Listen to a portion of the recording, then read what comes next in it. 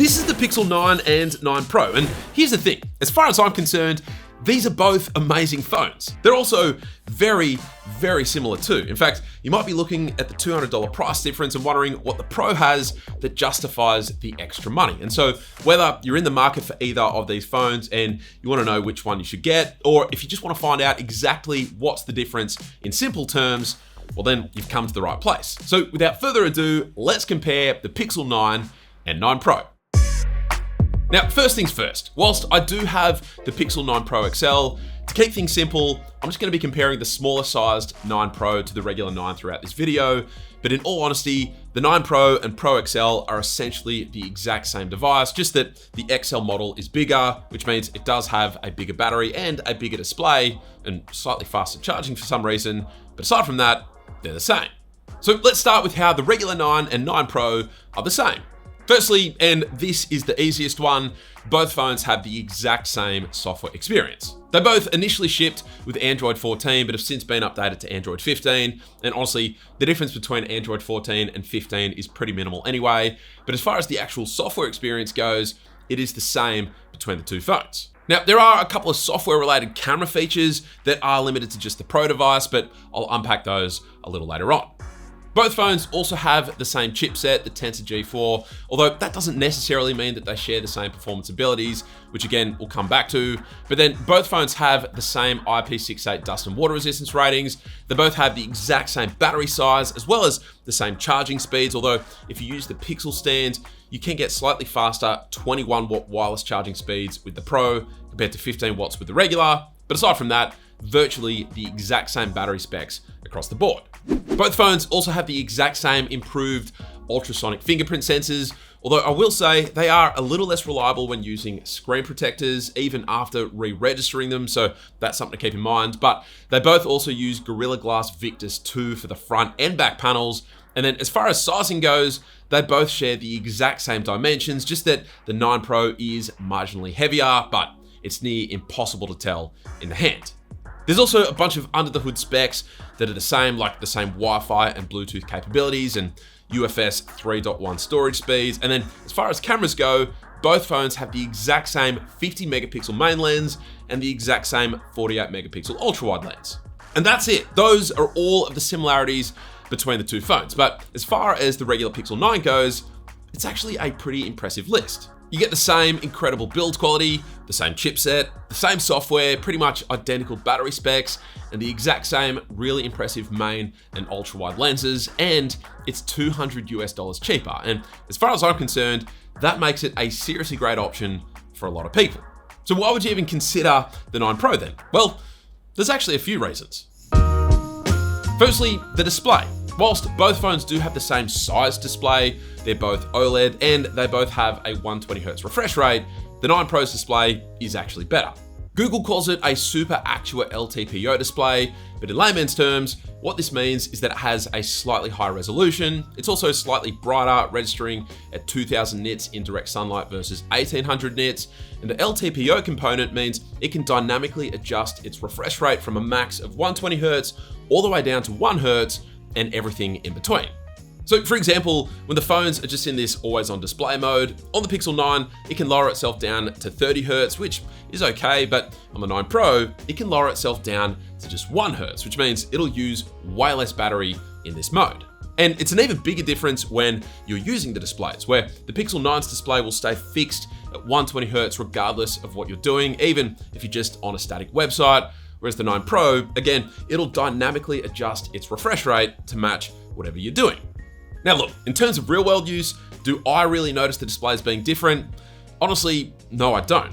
Maybe in like really fringe scenarios, the extra brightness is slightly noticeable, but aside from that, in day-to-day use, even as a Pixel peeper myself, I don't really notice the difference, at least as far as the displays themselves look and behave.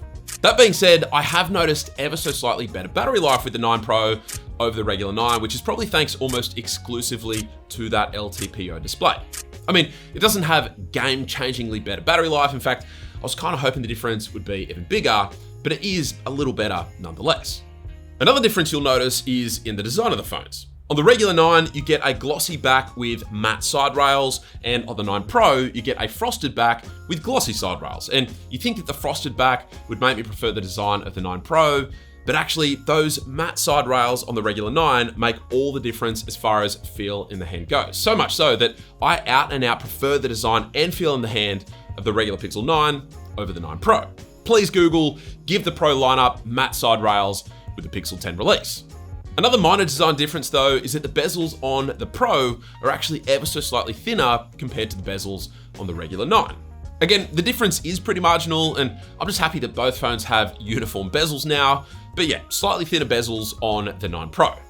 Other hardware changes include the fact that the 9 Pro has a vapor chamber inside, which in theory is meant to result in better heat management and therefore less throttling.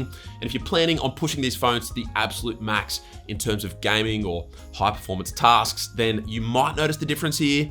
But as someone who's not a gamer, nor am I really ever putting these phones under the pump in terms of performance, honestly, I didn't notice a tangible improvement in terms of performance between the two phones, which again, I was kind of disappointed by. And whilst both phones do have a starting storage capacity of 128 gigabytes, which is borderline criminal in 2025 if you ask me, the regular 9 only has one higher storage capacity option of 256 gigs, and it has 12 gigs of RAM on both of its storage variants, whereas for the Pixel 9 Pro, it has 16 gigabytes of RAM across all variants, and you can also get 512 gigabyte and 1 terabyte storage options. And honestly, if you're thinking that you'll be using whichever phone that you get for 3-4 years plus, then this may very well be the deciding factor as far as I'm concerned. Like photos and videos, applications, OS updates, they all require more and more storage these days. So much so that I actually filled up my Pixel 9 Pro completely a few weeks back and had to start uninstalling apps to get back a little bit of storage. Like even 256 gigabytes isn't really enough anymore. Oh, and actually, whilst we're on the topic of storage and files, if you've ever had the misfortune of dealing with corrupted files, then you should absolutely check out the sponsor of this video, Wondershare Repair It. So whether you've got a photo that won't open, a video that glitches halfway through, an audio file that won't play, or even a document that's unreadable, Repair It can bring pretty much all of it back to life. You simply select your corrupted file, hit repair, and that's it. Your file will be restored and ready to use like nothing was ever wrong with it. Plus, it's the first product in the industry to support GoPro gyroscope data recovery, and it even allows for PowerPoint file rewriting, which will help you to repair any broken PowerPoint presentations. It also features AI video and image upscaler tools to improve low quality videos and images, and an intelligent video repair tool with exclusive patented technology, which will fix even severely corrupted videos. It is an essential tool to have in your arsenal, so to try Wondershare Repair It, use the first link down in the description below.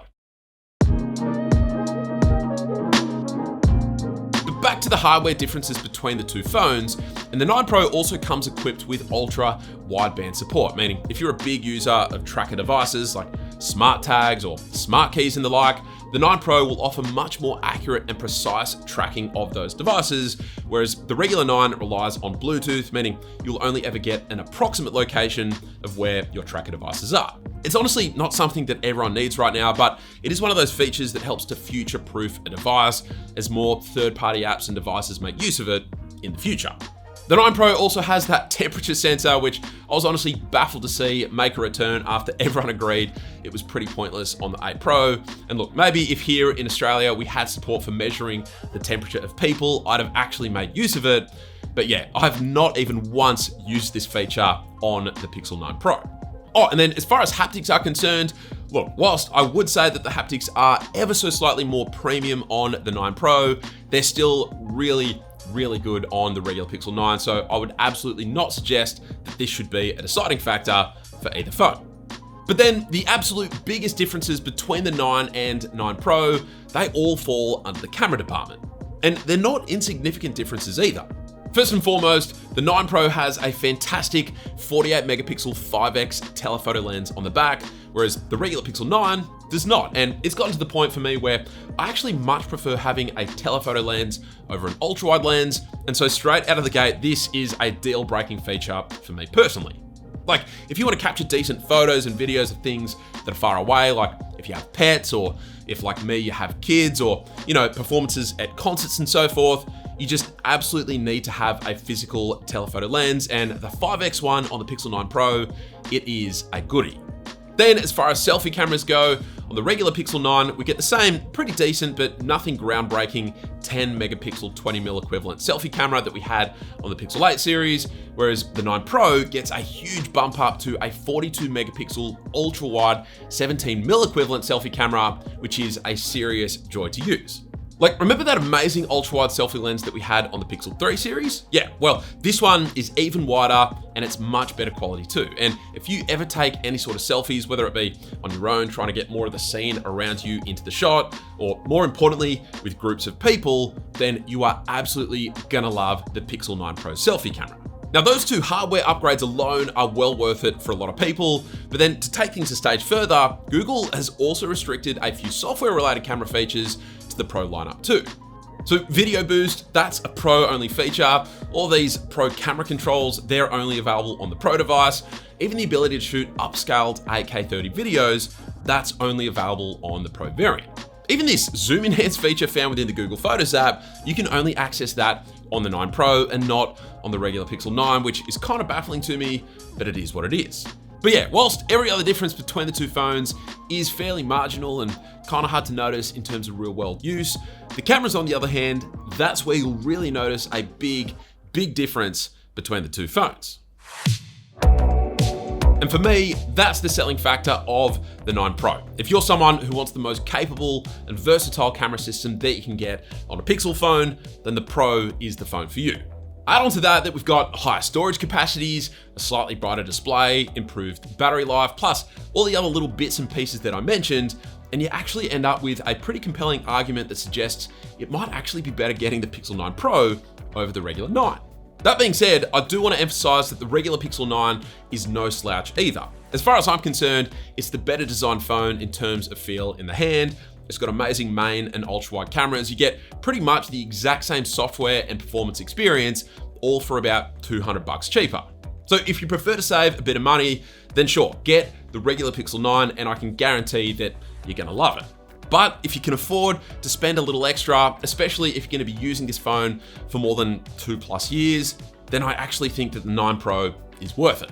But those are just my thoughts. Let me know what you think down in the comments below, and let me know how you think Google could improve both phones with their next lineup released later this year. Aside from that, if you enjoyed the video or found it helpful, then a sub would be amazing. But that's it. Thank you all very much for watching, and I'll catch you later.